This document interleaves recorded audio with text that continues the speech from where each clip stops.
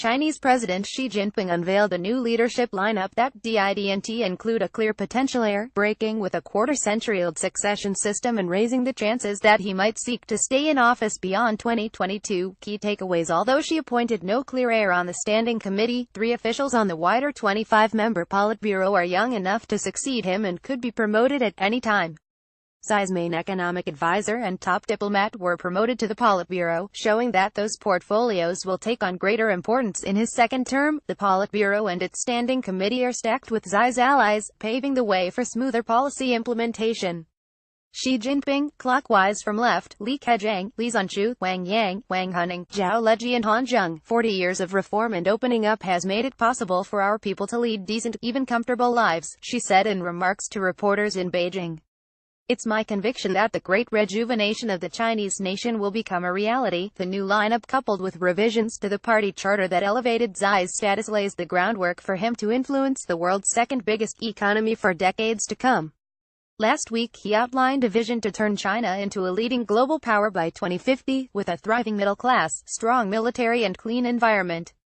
Reaction in China's financial markets was muted, with the benchmark Shanghai Composite Index closing 0.3% higher, while the yuan was down 0.1% against the dollar at 4:10 p.m. local time. Sovereign bonds slumped, with the 10-year yield climbing to 3.79%, its highest in almost 3 years. Undisputed leader during his first term, Xi looked to boost China's global clout with an Asia-to-Europe infrastructure initiative, and has reassured the world that his nation wouldn't seek hegemony as it grows more powerful. He has also sought to avoid a conflict over North Korea with U.S. President Donald Trump, who is scheduled to visit China next month. Xi's strength also means he does not have to accept a designated successor from his predecessors, said Dali Yang, a political scientist with the University of Chicago. Now that he is the undisputed leader, the next 5 years should be calmer than the last 5. All 5 men appointed to join Xi and Premier Li Keqiang on the Politburo Standing Committee will be too old to rule for a decade after Xi finishes his second term.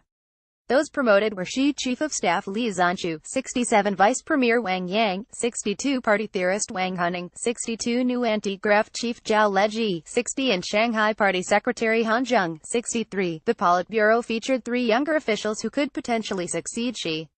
They included Shen Minor, 57, Changqing Party Chief and former Xi aide Deng Zhuxiang, 55, who appears in line to become Xi's new Chief of Staff, and Hu Chanhua, 54, Guangdong Party Chief and the protege of Xi's predecessor.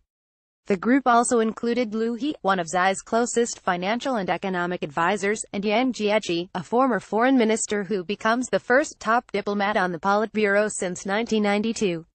2 generals were added to the Politburo, and the military's top body shrunk to 7 from 11 members, with Xi as its head.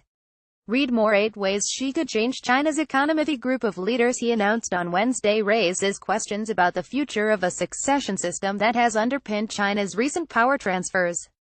Established in 1992 as an aging Deng Xiaoping sought to ensure stability following the bloody Tiananmen Square crackdown, the framework calls for party chiefs to hand over power after 2 5-year terms, and identify a successor by the halfway point where Xi is now. It also set an unwritten retirement age of 68. The addition of Hu Jintao to the Standing Committee in 1992 put him in line to succeed Jiang Zemin a decade later, establishing the two-term succession system.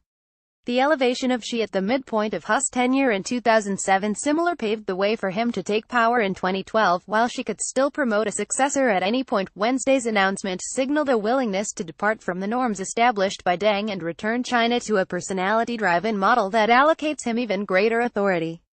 On Tuesday, the party approved a revised charter that put Xi's contributions on par with those of Mao Zedong and Deng, while declaring him the party's core leader indefinitely.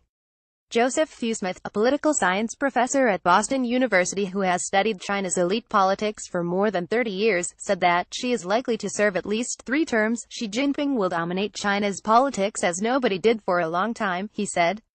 This is a great centralization of power in one man, and we'll get the most centralized power structure in China in 3 decades.